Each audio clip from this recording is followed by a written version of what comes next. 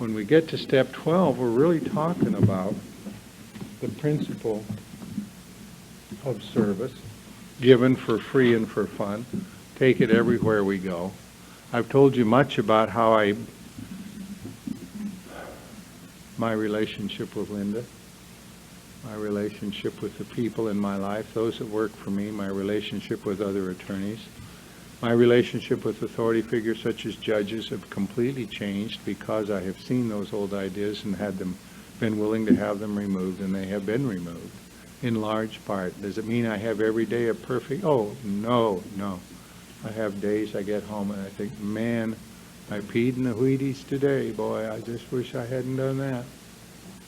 But I know how to clean it up and I know what to do with it.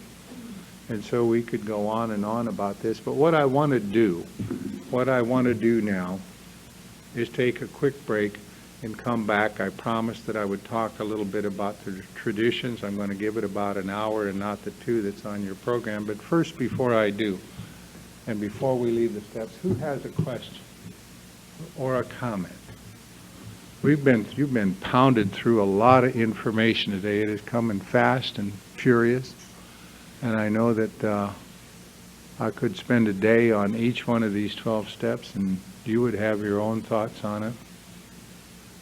I have, as my purpose today, wanted very much to connect with you in these things. And I would like to know what comments you would like to make about the day, about what we've talked about. Anything at all? Yes. Oh, how nice of you to say that. The comment was, this is the first time I realized the steps were doable. Yeah, good. I'm glad you knew that today.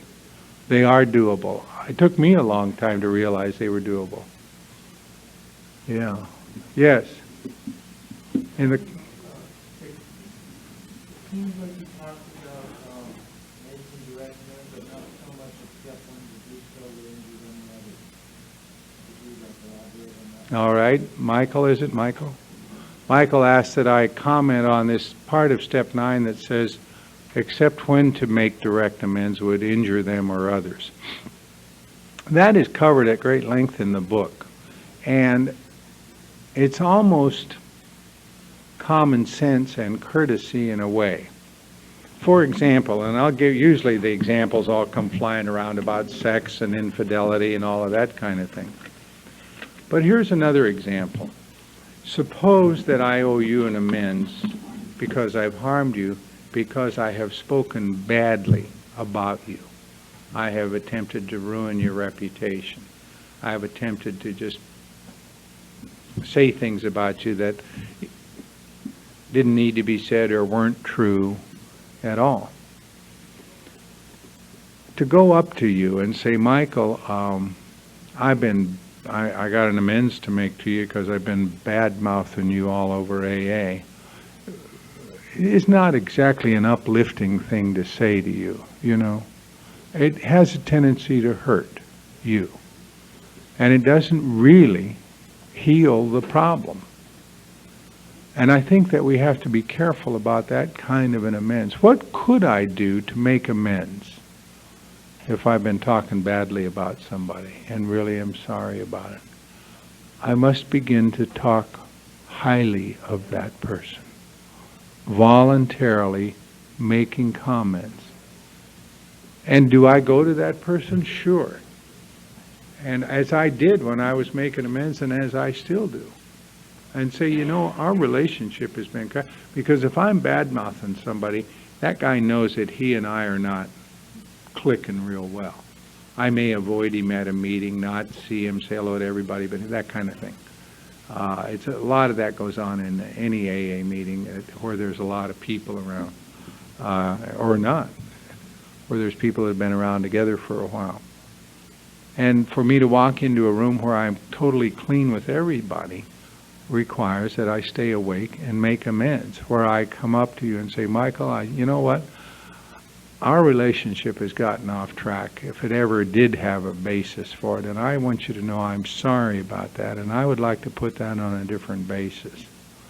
I remember, for example, not including you in a situation. I remember feeling like I was rude to you, because I probably was, and I am.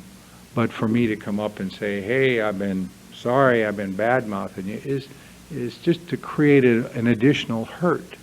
And I think in that instant, and of course to go home and tell my wife that I have been unfaithful when she would not otherwise know it, is hurtful beyond anything. It's just wrong. It is, and we all know that. We all know that. For me to go out and make a commitment to pay back an enormous amount of money without including my wife is wrong. I have to sit down with her because this affects the family. To go out and try to make reparation in a business deal without informing my partner who's going to have his income cut back is wrong. It's just wrong. And it just simply addresses those issues where we have to proceed with great care and with love and with inspiration and with prayer and with the willingness to do no further harm and to take whatever hit we have to take only on our own and not involve other people in that hit. Now, I will also say that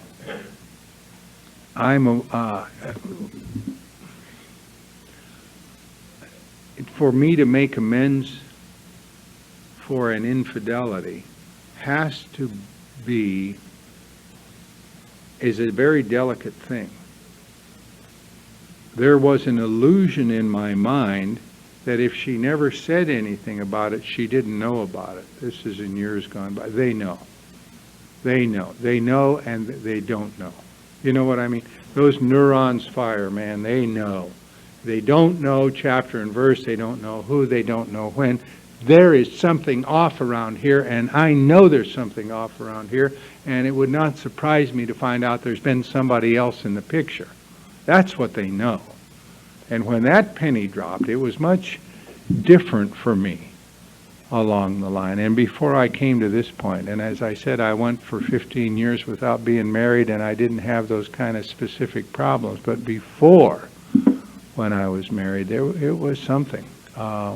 Drunk and sober. And the illusion that they don't know is really quite a remarkable position to take, because we do know. Because if there's a covenant at all, it's a sacred covenant. And when it gets jostled out of that,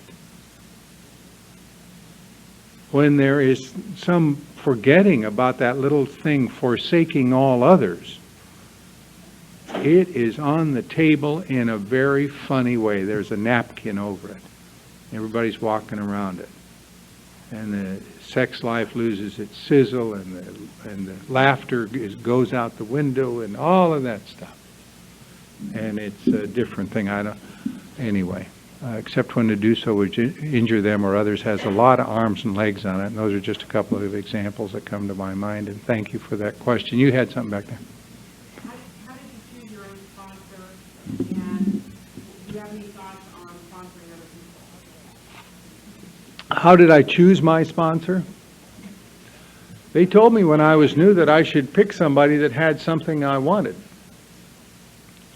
I had been a lieutenant in the United States Marine Corps. A lieutenant in the United States Marine Corps has a lot of power. A lot of power. You can lock a kid up for 7 days with no reason at all. Violated civil rights. Nobody, you were the deal.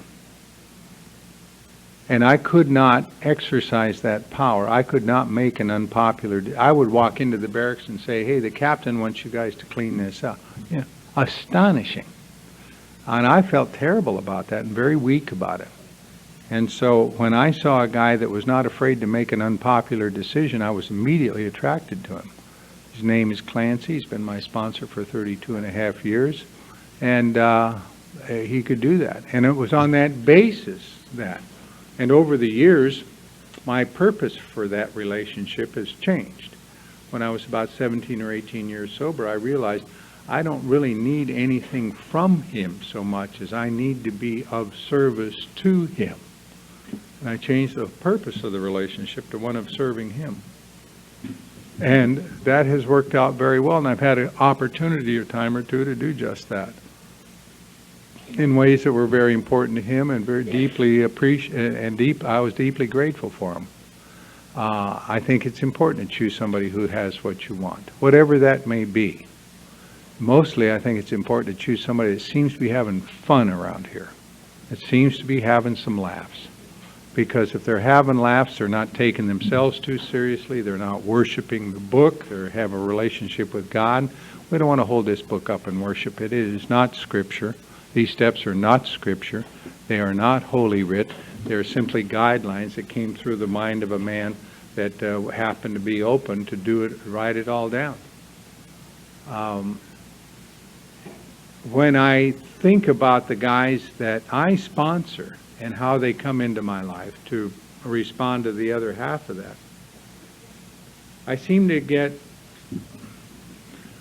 the one for every character defect is how it seems to go. So I have a lot. I take it very seriously in the sense that I want to sit down and have a talk. There's nothing that disheartens me more than to have a guy say, hey, at a meeting, would you be my sponsor? And I say, yeah.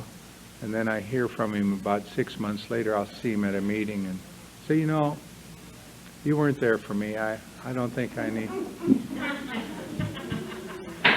And so I sit down with him. I say, you know, that is, I don't know what that word means to you. You don't know what that word means to me. But we need to sit down and talk about it. You call me and we'll sit down and talk about it. And when I find out what I can do for you and you find out what I can do for you and what you're willing to do in exchange, and if we can reach an agreement about that, we can get started. Sometimes I tell a guy, it's going to be important to me that you take the steps, and I'll take you through them. Sometimes I tell a guy, I want you to go to 6 meetings a week and get commitments at every meeting. Sometimes after these years, the guys that come up might be anywhere from 90 days to 30 years sober. And so each one is in kind of a different category all its own.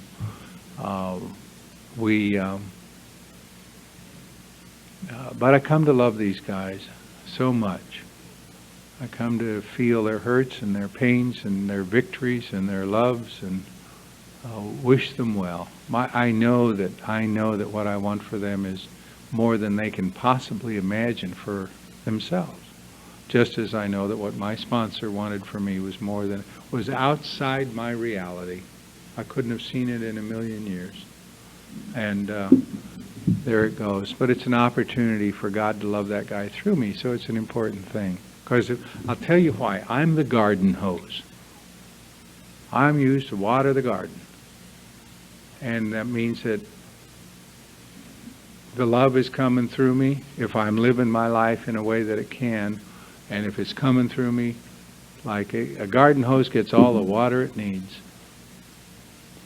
So it's important to me to have people in my life like that, because I get all the love I need that way. Love that I couldn't give you because I didn't get enough when I was a kid. And the damnedest thing is I find out I can give the love I never got, because it's always there. All right. Anything else? Yes, ma'am. Yeah, here, elaborate a little bit more on, you said bringing in doing the trial to the long down the road before you setting up videos to really work the program. Uh-huh. What motivates you to get more business? Okay. The question was, what motivated me to turn my attention to the steps, really? I had always been busy in the program, always involved in unity and service, and had that little triangle with the funny short little base on it, because there wasn't much recovery in it. And what motivated me to move into the recovery piece was that I lost everything that I had. It took about 100 days, and my income was stopped, and all of that. And I was terrified. I didn't think I could ever start over. I thought I had lost everything and was left with nothing. And somehow that deep fear made me know that I have to get my sleeves rolled up and do this, and I didn't know what the hell I was going to do or how I could do it or who I would go to. And those people came into my life. Came into my life. So it was just total failure. It's not done out of any virtue at all. I just got my butt kicked real good. And that has an odd way of motivating me. Yes, sir, in the back against the wall. Okay, I feel kind of bad about that. I guess it was talking about the failure that made you just say that. No, go ahead.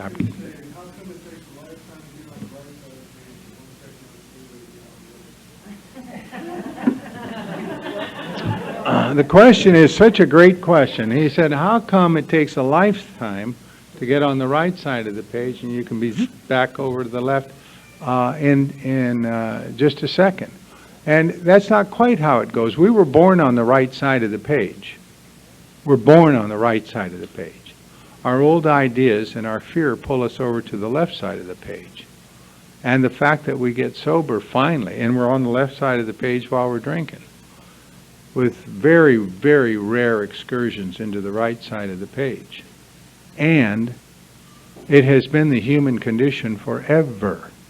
And it is what all religion is addressed to. It is what the Lord's Prayer is all about. What's the first statement in the Lord's Prayer says, Our Father. This has been 2,000 years ago that there was an attempt to ask that this condition be righted. Our Father has me over on the right side of the page, who art in heaven. This is heaven here on earth. Hallowed be thy name. This is holy, sacred territory. Thy kingdom come. Yeah. Thy will be done. It will be done on that side of the page because it's His good pleasure to keep me over there in a state of happiness. What's the next line? Thy will be done on earth. On earth.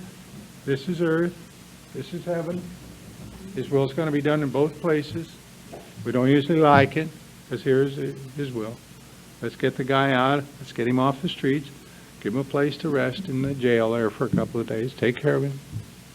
What's the next line? Give us this day our daily bread. Where are we going to? This is this day.